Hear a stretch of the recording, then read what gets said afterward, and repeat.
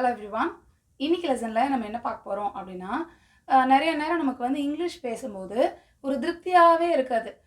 நமக்கு தமிழில் என்ன சொல்லணும்னு நினைக்கிறோமோ அது அப்படியே இங்கிலீஷில் சொல்கிறோன்ற அந்த ஒரு ஃபீல் இருக்காது. நமக்கு வந்து அந்த நம்மளோட ஃபீலிங்ஸ், எமோஷன்ஸ் எல்லாம் கரெக்டாக சொல்கிற மாதிரியான ஒரு ஃபீல் இருக்காது. ஸோ அந்த மாதிரியான ஃபீல் வேணும் அப்படின்னா, அதுக்கு எக்ஸாக்டாக என்ன வார்த்தை யூஸ் பண்ணணுமோ அதை யூஸ் பண்ணோன்னா நமக்கு அந்த மாதிரியான ஃபீல் கிடைக்கும். ஸோ அந்த மாதிரி ஃபீல் பண்ணி இங்கிலீஷ் எல்லாம் பேசுகிறதுக்கு எப்படி பேசலாம் அப்படின்னு சொல்லிட்டு இன்றைக்கி பார்க்கலாம். ஃபர்ஸ்ட் ஒன், இப்போ தமிழில் வந்து என்னோடய உள்ளுணர்வு என்னை வந்து இந்த விஷயத்தை செய்ய வேண்டாம்னு சொல்லுது, எனக்கு வந்து இது செய்ய வேண்டாம்னு ஒரு ஃபீல் இருக்குது அப்படிலாம் சொல்லுவோம்ல, அந்த மாதிரி உள்ளுணர்வு சொல்லுது அப்படின்னு சொல்கிறதுக்கு இங்கிலீஷில் my instinct is telling me not to do that அப்படின்னு சொல்லலாம். மை இன்ஸ்டிங்க்ட் அப்படின்னா அந்த உள்ளுணர்வு அப்படின்னு அர்த்தம். ஸோ என்னோடய உள்ளுணர்வு இதை செய்ய வேண்டாம்னு சொல்லுது அப்படின்னு சொல்கிறதுக்கு my instinct is telling me not to do that அப்படின்னு சொல்லலாம்.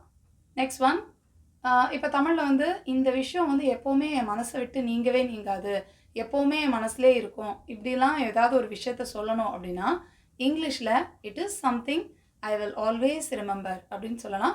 இது வந்து என்றைக்குமே நான் ஞாபகத்தில் இருக்கும், என்றைக்குமே என் மனசில் இருக்கும் அப்படின்லாம் சொல்கிறது தான் இது வந்து அப்படின்லாம் நம்ம தமிழில் சொல்லும்போது. அதே இதை இங்கிலீஷில் சொல்லும்போது இட் இஸ் சம்திங் அப்படின்னு சொல்லலாம். It is something I will always remember அப்படின்னு சொல்லலாம். நெக்ஸ்ட் ஒன், இந்த அளவுக்கு சக்ஸஸ் கிடைக்கும், வெற்றி கிடைக்கும் அப்படின்னு நான் வந்து நினச்சே பார்க்கல, நான் கொஞ்சம் கூட இப்படி இந்த அளவுக்கு வெற்றி இருக்கும் அப்படின்லாம் நான் நினைக்கவே இல்லை அப்படின்லாம் சொல்லுவோம்ல, அந்த மாதிரி சொல்கிறத இங்கிலீஷில் I have no idea it would be such a success அப்படின்னு சொல்லலாம்.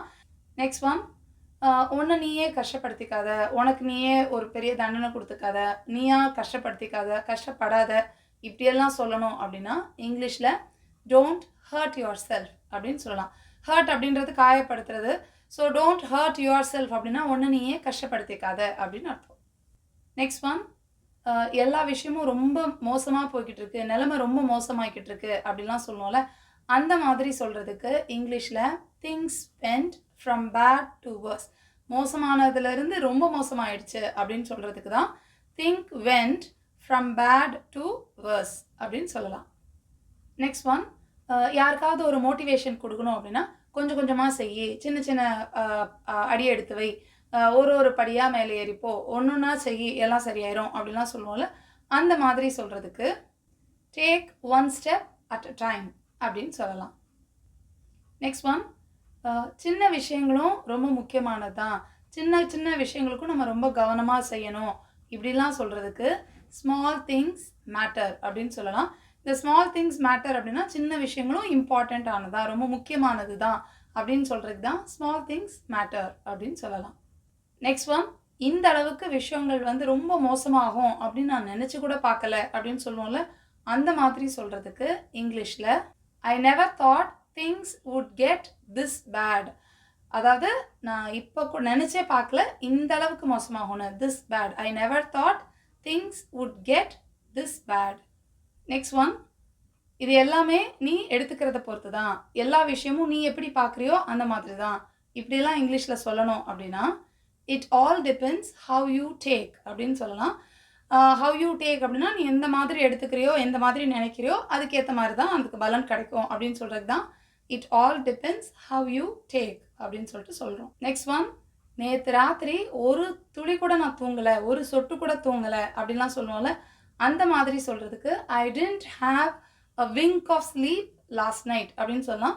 விங்க் அப்படின்னா கண் அடிக்கிறது தான் வந்து விங்க்னு சொல்லுவோம். ஸோ அந்த ஒரு செகண்ட் கூட நான் கண்ணை மூடலை, அந்த அளவுக்கு கூட நான் தூங்கலை அப்படின்னு சொல்கிறது தான் I didn't have a wink of sleep last night அப்படின்னு சொல்லலாம். நெக்ஸ்ட் ஒன், ஒரு தடவைக்கு 2 தடவை யோசிச்சா இது வந்து வேண்டான்னு தோணுது, விட்டுடலான்னு தோணுது அப்படின்லாம் சொல்லுவோம்ல, ஒரு தடவைக்கு 2 தடவை யோசிச்சா அப்படின்னு, அந்த மாதிரிலாம் இங்கிலீஷில் சொல்கிறதுக்கு on second thoughts I will leave it, 2 தடவை யோசிச்சேன்னா வேண்டான்னு விட்டுடலான்னு தோணுது, வேண்டான்னு விட்டுருவேன் அப்படின்னு சொல்கிறது தான் on second thoughts I will leave it அப்படின்னு சொல்லலாம். ஸோ இந்த மாதிரி கொஞ்சம் அட்வான்ஸ்ட் ஃப்ரேசஸ்லாம் வச்சு நீங்கள் சென்டென்ஸ் எல்லாம் ஃப்ரேம் பண்ணி படித்து பழகுனீங்க அப்படின்னா நீங்களும் இங்கிலீஷில் பேசும்போது தமிழில் பேசுகிற மாதிரியே அந்த ஃபீலிங்ஸ் எல்லாம் சொல்கிற மாதிரி ஒரு ஃபீல் கண்டிப்பாக இருக்கும். ஸோ இந்த மாதிரி சென்டென்சஸ், இந்த மாதிரி குட்டி குட்டி ஃப்ரேசஸ்லாம் நல்லா ஞாபகம் வச்சுக்கோங்க, நீங்கள் பேசும்போது யூஸ் பண்ணுங்கள், உங்களோட இங்கிலீஷ் கண்டிப்பாக ஃப்ளூவெண்ட் ஆயிரும். I'll meet you in the next lesson. Thank you. Bye.